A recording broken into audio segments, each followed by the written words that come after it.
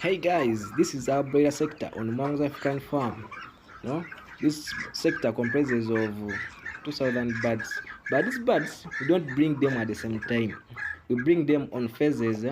For example, you have the first phase, second phase, and third phase, and each phase comprises of 670 birds. We don't bring them on the same time because of our market demand, and sometimes we may bring a larger number or a smaller number to that because of the market demand. I do mind a lot of market demand. I make a lot of market research whereby I don't experience much losses on my farm. So guys, I advise you, if you are going to bear farm, mostly make sure you search on the market, because once these birds clock 6 weeks, when the market is not ready, just know you're in for it. Make sure you look for the market. Yeah, by the names, I'm Dr. Mwanza Mexedic, a medical doctor by profession, and I'm so passionate about farming. I spend my leisure time in farming. So these are my broiler birds, and as you can see, these birds, I do vaccinate them. That's why they're okay. Yeah, as I'm a doctor, I know how vaccination is good to a human being, and the same trend to the birds. As you can see, they are very healthy. And another thing, I give a lot of nutritious feeds to my birds. How? I grow my own maize. I grow my own maize, as it helps me to cut on the costs of feeds. If it was not like that, then I would be getting very few profits from this farm. Because if I would be in a position to get like $100 profits from this project without me growing my own feed, what if I grow my own feed? How will it be? Then I'm going to triple. Then I'll go to $300 profits. So guys, I'm advising you that if you can manage to grow your own feeds in a short time, your maize will be ready. And it is also good that if you grow your own maize, you harvest it well and you dry it well in a clean way. You dry it when it is clean, and you take it to the machine when it is clean, whereby your birds are going to get enough nutrients without toxins in the feeds. So I urge you and I advise you guys, if you can grow your own maize, grow it, and make sure you dry it in a right way. Don't just dry it on the ground. You dry it when it's clean, take the machinery, store very well, and mix these feeds with the right concentrates. Don't you just choose any concentrates. For those using concentrates, if you are to mix feeds, then mix with the right ingredients for mixing. Very soon I'm going to be dropping another video for mixing. Previously I made a video for mixing feeds, most supported birds, and I'll be dropping you the link for that video. But I'm going to be making for you another one, mostly concentrating on the sector. If you don't have concentrates, how you can make it, because many people are in environments where there are no concentrates and they want to do this farming. So very soon I'm going to be dropping that video of how you can mix feeds without concentrates, just using the local ingredients. And another thing, the water supply. As you can see, my birds, the water supply is very okay. First of all, it's the automatic. At first, on my first bunch, I had these manual drinkers, whereby I had to wake up very early before going for work. I filled them with water, and I had to leave work before time to come and fill these stuffs with water. So it was too hectic. So guys, don't forget to subscribe. If you are not the channel, you subscribe to my channel. So I had to leave work very early, and I come back very early. So it was so hectic in my first batch. So that's why I introduced these automatic drinkers. And these feeders, on the other way, I take them to be automatic, because the feed which I put in, it slows down on due to the gravity force very slowly, and these birds can consume it for some hours when I'm not around, because I have a few people who stay around. I know these people whom we live at the farm, they cannot make it as you do it. So the stuff for this sector Some of them, sometimes they work, others they don't work. So I don't blame them, because also they have their own issues. But I make sure these feeders have feeds there in the morning, and the water is always there. This bird's body, it comprises of water mostly. You may find it out that their body goes around 98% water capacities. So this they comprise of if it's not 90, it should be 98 of the water.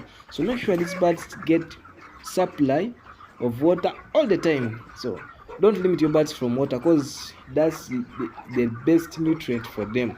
Without water, your birds are going to starve, they are not going to grow well, they'll be stunted, they won't grow well. But as you can see, now I'm trying to walk through them, I don't want to disturb them. Yeah, but you can see and they are ready for sale. This one's already half of it is already bought, just a half of it is remaining. And when you are making your housing, make sure there is a way where air comes in and goes out very well. That's when you are, as you can see up there, as you are trying to construct these houses, don't construct the house as if it's a human being. Make sure you construct the house whereby it will be easily accessible by air inlets. Even not air inlets, let air just come, go in, go out, go in, go out. Because these birds, they produce a lot of heat, and when that heat accumulates in the house, in the room, then it's going to affect these birds. So we need air in and out, in and out. And here most of us, we don't use these fans, but if you have a fan, you can place those fans in the midst of the house. So, and another way I'm keeping my birds not to get sick, I'm practicing biosecurity measures. I'm having a foot wash, that's like a foot bath. I'm having a hand washing equipment in my broiler sector on the farm, whereby I make sure the gumboots, the overall I use in the broiler house do not cross the limits. I don't use the overall and gumboots I use in broilers in my layers. No, the gumboots I use in broilers, they end in layers. I don't take them in broilers. And for broilers, the same thing, they stay here. And for the workers, know that very well. At least make sure you teach your workers tips for biosecurity measures, because my birds are healthy. By the way, I may end up not losing birds when they are at this stage, because they are not injured, there is no disease transmission. And when I'm constructing these houses, I put that mesh, I don't allow birds to come in. No. And even outside there are rat traps and snake traps. Any rat that goes around, I hammer it. And another thing, I don't allow visitors. Yeah, that's another part of it. In this most of these broilers which I'm selling to clients, I make sure I don't attend to visitors who are coming in for these birds. Yeah, don't forget to subscribe, and because they are going to come when they don't want to follow the guidelines, and I have nothing to do for them. If you come and don't want for the biosecurity measures, no, you can't enter. And if you have to enter, you stop on a range. You don't enter like as I'm in. Just that these birds are, I don't want to step on them. I don't want to step on them. Yeah, but make sure those visitors don't enter in your poultry birds, and make sure you put fences across your birds houses, as these fences will stop predators from entering in to cause more diseases. So, and the bedding is very okay. Yeah, these beddings are okay. These birds like these beddings, that's why I like deep litter. So this is the second batch of birds. This batch is comprising of a smaller number compared to the mature batch of birds. This batch is having there are 360 birds here, and the first batch for the mature batch, which is being sold off, the batch is having 670. Yeah, and for those batch there are 2 for the mature birds, but this one is a single batch of birds, because there was a decline in our client, so that's why this batch is smaller compared to the first bunch, and you can see there are some even scattered.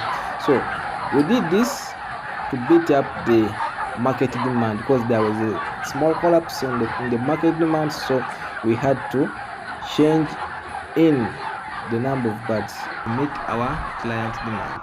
And this is the third batch of birds, and these ones now they are 670 birds. We went back to our normal ranges because we got some new clients on the market, so we had to extend on the numbers to our normal number. First, we don't exceed 670 birds per batch, as we may bring a batch of birds of 670 and we give it like 1 week, then we bring other birds. So there are 2 batches but in 1 batch. I don't know whether I can get it. So make sure guys you mind about the market. If you mind about the market, you're going to get profits that even you were dreaming of in this broiler farm. So do those steps we have been discussing in those other videos, and the one I've talked about, you will make it, you will enjoy your profits very well. Thanks for watching this video, and don't forget to subscribe, don't forget to like, don't forget to comment, share this video to your fellow farmers. Have a nice time.